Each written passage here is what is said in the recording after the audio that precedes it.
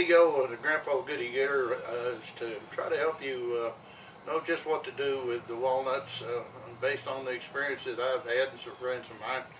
And when the walnut first falls off the tree, you've got the big green walnut with a hull on it, and that hull needs to come off just as quick as you can get it off of there. The longer it stays on there and it starts turning black, the nut meats inside are doing the same thing. They are deteriorating. So get that off as soon as you can. And the way to get it off is it's a kind of an individual thing. Around here we have hullers, and we can get them hulled, but most people don't. And you can step on them one at a time and crush that hull off. There's cement mixtures. You can put them in there with rocks, and that's kind of a messy thing, but it will work. Most people in this part of the country, before we had hullers, was just let out on the driveway and pile them up, run over them with a car a couple of 3 times and mix them up. That knocks the hulls off real good.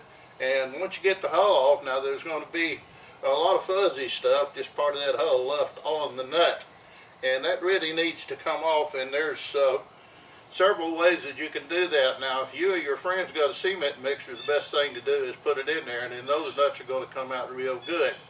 If you don't have a cement mixer, the next best thing would be to use a wire basket like this. And I just dump the nuts down in there, and you can take a hose and hose them off, come in from the side, roll it around and do everything. And the very best is a pressure washer. And that's what I use. And when I use a pressure washer, the walnuts come out just really, really clean. Another way, of course, is just to get a wheelbarrow or a tub full of water and throw them in there, and take a hose, a rake or something, and slosh them around. You can also just take it like this, lay it down in the driveway, and take a water hose with a spray nozzle, put as much pressure on it as you can, wash it, flatten it out, wash it, turn it over, wash it, and that will help get a lot of this stuff off of there. The cleaner you get the nuts, the better off you're going to be.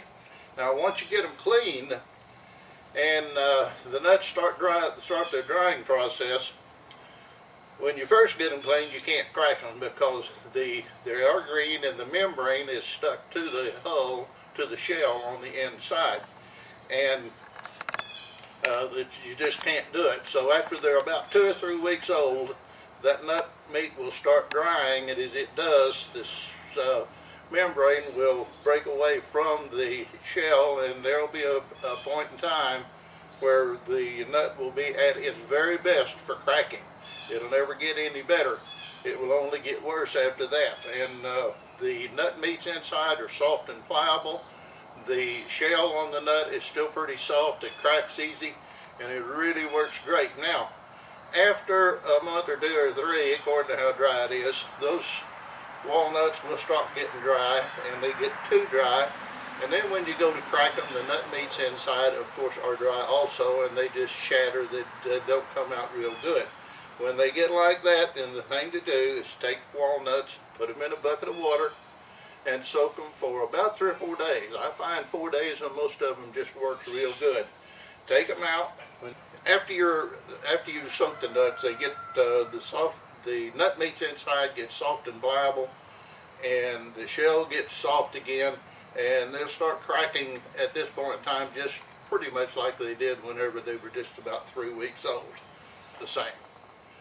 Some of them have got a good smooth cavity inside the shell, and this will, when you crack that outer shell away, the nuts fall out really, really nice. And a lot of them, most of them are that way.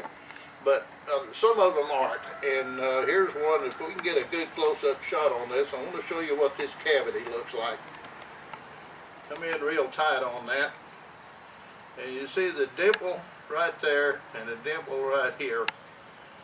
And you can see that nut meat, the way it's formed. It forms to the shape of that in there. And that sets down inside that cavity. And if this doesn't break real good, that nut meat's trapped in there. And this one was cracked enough to go ahead and let it out.